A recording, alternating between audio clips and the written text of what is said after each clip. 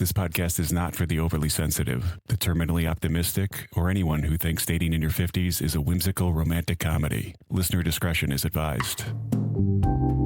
Girls Can Tell with Trent Erickson. Subscribe, share, catch new episodes weekly, and try not to take it personally. Picture this. You're walking alone on a dark street, late night, nobody's around. A stranger steps out of an alley as you pass. It looks at you like they know you. Because they do. They fall into step behind you and start calling things out. What you had for breakfast, your sister's name, your favorite color, what you did last weekend. Not shouting, just stating. Certain, calm, like someone who's been watching you for a long time without you ever knowing they were there. That feeling crawling up your spine right now? That specific, unsettling, how do you know that about me feeling? That's what I want to talk about today. The version of it that's happening in dating constantly. Not on a dark street, in a perfectly lit conversation with someone you've just met who somehow already knows things about you that they have no obvious reason to know. And unlike the stranger in the alley, they're not threatening. Probably wearing a cape with an eye patch. I mean, that's what I pictured the guy in the alley looking like for some reason. They're just sure, which somehow makes it even more unsettling. You're talking to someone new. The conversation's going well, things are easy, fun, and everything seems great. Then they say something that stops you. Something that tells you that they know something about you that you never told them. Maybe a mutual friend said something. Maybe they Googled you. Maybe they followed you on social media and you didn't realize they've been watching your life from a distance for a while. And instantly, the conversation changes. Because you thought you were two people getting to know each other, but you're not. At least not in the same way. You're a person who knows almost nothing about someone sitting across from a person who already has a file on you. That imbalance is what we're talking about. It's happening a lot in modern dating, and I want to look at what it does to people on both sides of it. Starting over is exhausting. The lived experience of having to introduce yourself again, having to explain who you are, how you think, what you've been through, what you want, what you won't tolerate, your favorite color, what foods you like, what kind of family you have, your politics, your friends, your thoughts on dating, where you live, what kind of car you drive, what you do for work, what you do for fun. Again, to another complete stranger who may or may not still be around in 3 weeks, is brutal. You do it once and it's fine. You do it 10 times, it starts to feel like putting on a show. You do it 50 times and something in you dies. You stop putting the same energy into the explanation because from experience, you know that the explanation might not matter. The person might disappear before they ever really knew you anyway. I've been on dating apps for over a year, actually longer than that. And I know exactly what that feels like. There's the me that went into early conversations, curious and open, and there's the me that goes in now, still present and willing, but carrying the weight of every conversation that went nowhere, every person I explained myself to who eventually stopped responding, every exchange that felt like it was becoming something and then quickly went nowhere. After enough of those, you start to think it would be easier to just hand someone a document. Here's who I am, here's how I think, here's what I've been through. Read this and let me know if you want to proceed. The alternative is going through it live again for the 307th time, and I'm starting to think I'd rather get a tooth pulled using a doorknob with no Novocaine. If you don't know what I'm talking about, look it up. We were pretty tough back in the day. Here's something about my specific situation that adds a layer most people don't have to deal with.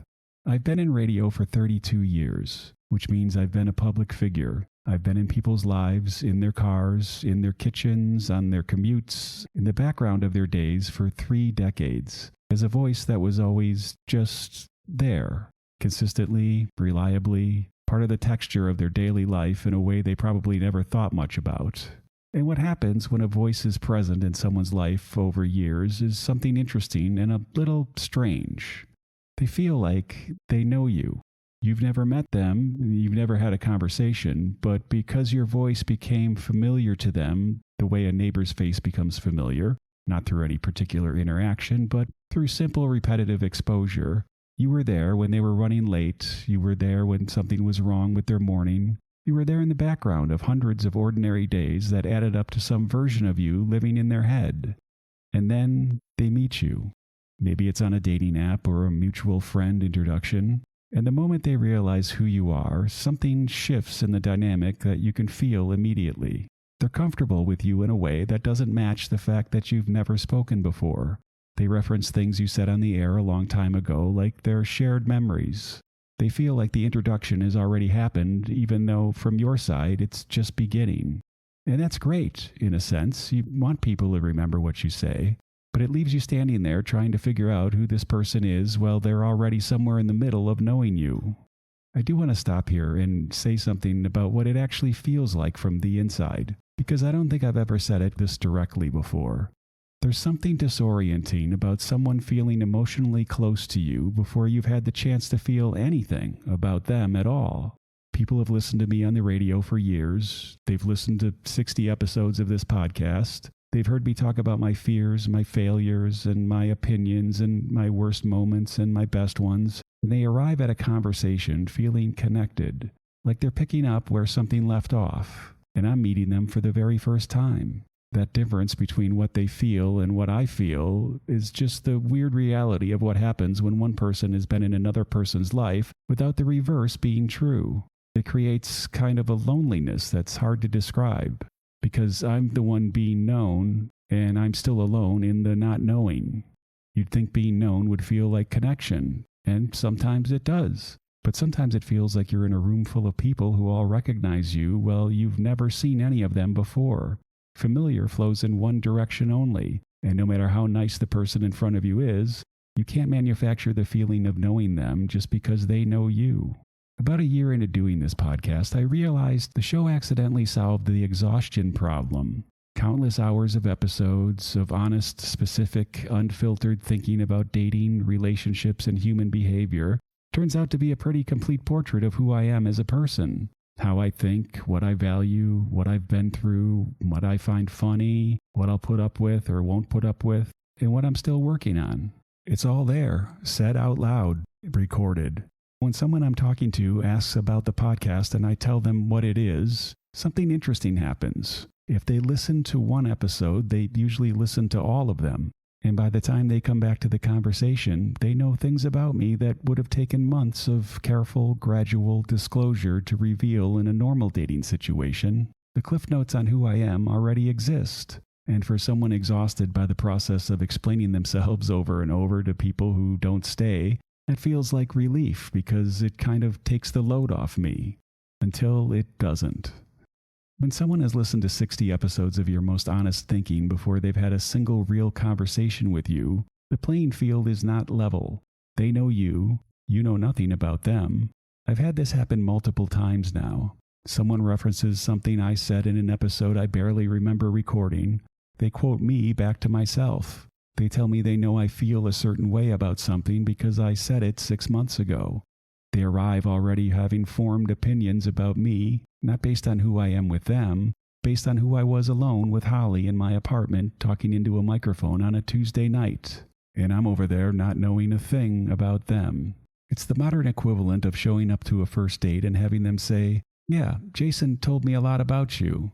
Except instead of Jason, it's 60 hours of your own voice telling them a lot about you. You chose this. You wanted to be known. Now you are by someone who's essentially a stranger to you. That's a weird thing. Part of what makes early connection exciting is mutual discovery. Two people revealing themselves to each other gradually. The slow accumulation of shared content that eventually becomes the foundation of something real. When one person already has 10 solid hours of content, that mutual discovery is gone before it starts. They already went through their version of discovery alone. In the car, at the gym, lying in bed with earbuds on. They formed impressions and maybe even feelings about you without you ever being present for any of it. And they arrived at the conversation already somewhere in the middle of a process you're only just beginning. There's no clean way to catch up. The version of you they've formed an opinion about is accurate. It's genuinely you, but it's also specifically what you chose to say out loud. Not the you that shows up when something goes wrong or the you at 6 a.m. before coffee. The podcast tells them a lot. It doesn't tell them everything. This isn't just a podcaster or broadcaster problem. People have experienced some version of this asymmetry. The person who Googled you before your first date and knows your professional history, your social media presence, things you posted years ago that you don't remember, they show up knowing things. You show up not knowing what they know. The person who was close with your ex, who has a fully assembled picture of you built from someone else's perspective on your patterns and your worst moments. They've already decided things about you before you've even opened your mouth. The person who's been following you on social media for months, who's watched your life in small increments from a distance, who feels like they know you because they've been present for your public moments, even though you've never been present for any of theirs. In all of these cases, the dynamic is the same. One person walks in knowing more than the other, and that knowledge, however it was acquired, creates an imbalance that both people have to navigate, even if only one of them is aware it exists. I don't have a good solution because I don't think one exists. The information imbalance of modern dating is built into the way we present ourselves online and the way people research each other before committing to a conversation. What you can do is just be aware it exists. If you're the one who knows more, say so early as an acknowledgement. It levels the playing field slightly and removes the unsettling feeling the other person gets when they realize you knew something they didn't know you knew. Plus, it's a good way for them to ask questions and get clarity on some preconceived ideas they may be coming in with, based on something they might have taken out of context. If you're the one who's been known in advance, don't put on a show. The version of you they've already formed an opinion about is the version of you that you put out there deliberately, so I sure hope they match up. That's the great part about being genuine, because you never have to worry about this. And if you're tired by starting over and the accumulated weight of explaining yourself again to someone who might not stay, understand that tiredness is legitimate. It's the natural result of trying repeatedly in a place that makes trying harder than it should be. Don't stop explaining yourself. Find someone worth the explanation.